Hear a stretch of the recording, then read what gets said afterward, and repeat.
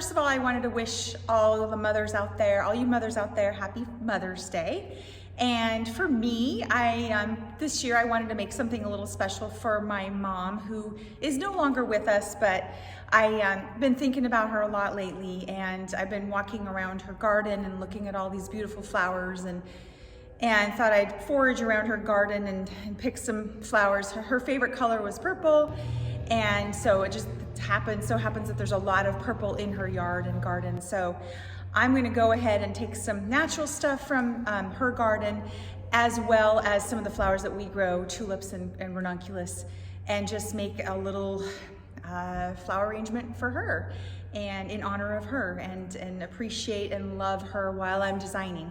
There's something really special about designing.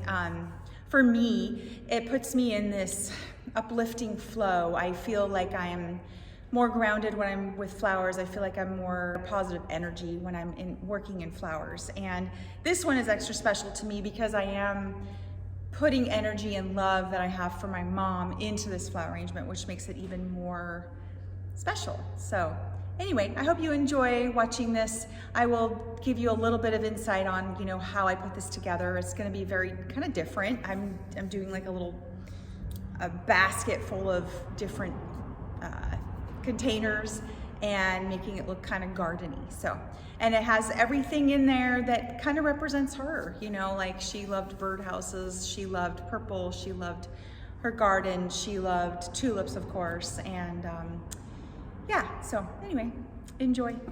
So again, I am using some different container. I'm gonna put everything in this basket or surround it around this basket. I do have a vase. I decided to put oasis in it because I want to build it up a little bit more, and the vase is really long and narrow or deep. And so I wanted to, instead of having to go, because I don't have a lot of length in the flowers this week, so I wanted to use oasis to stick the flowers in. So I'm going to go ahead and add, I put oasis in pretty much every container that I am going to use a frog as well in this, and I've got another little birdhouse container that has oasis in it, and this little guy. So I'm gonna go ahead and just set all this in there.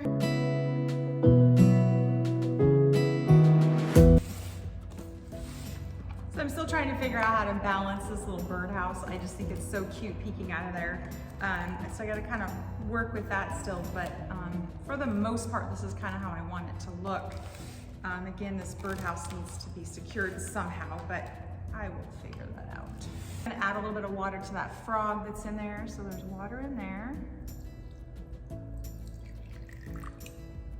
I did get some branches, or one branch actually, that I'm gonna use. I'm gonna try and do almost like a little tree thing up here, and then down here, more like the little flowers that I've got. These came out of her yard. Again, this is heather. I've got some, what are they called? Spanish hyacinths. And then I've got some lilacs and some tulip tree blooms, as well as some tulips, some grasses. I don't have a lot of greens for this arrangement, and I'm okay with that. I want it to be colorful and pretty, so.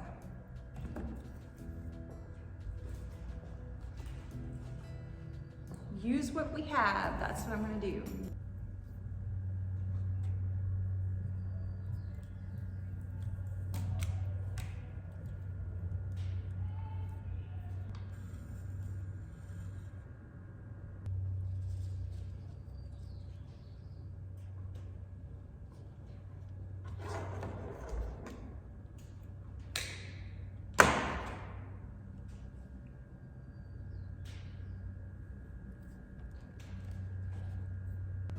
Sometimes you just have to let it flow. I don't always have an idea of how I'm going to go, what I'm going to design when I first start. I've been kind of thinking about this, but then I just kind of let the flowers and the greens and everything just kind of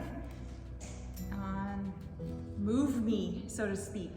And then I just let them guide me as to where they want to go. That's how I really like to design. I don't like to have it too black and white or regimented. I think flowers are very flowy, they are very free, and especially in nature, they're just so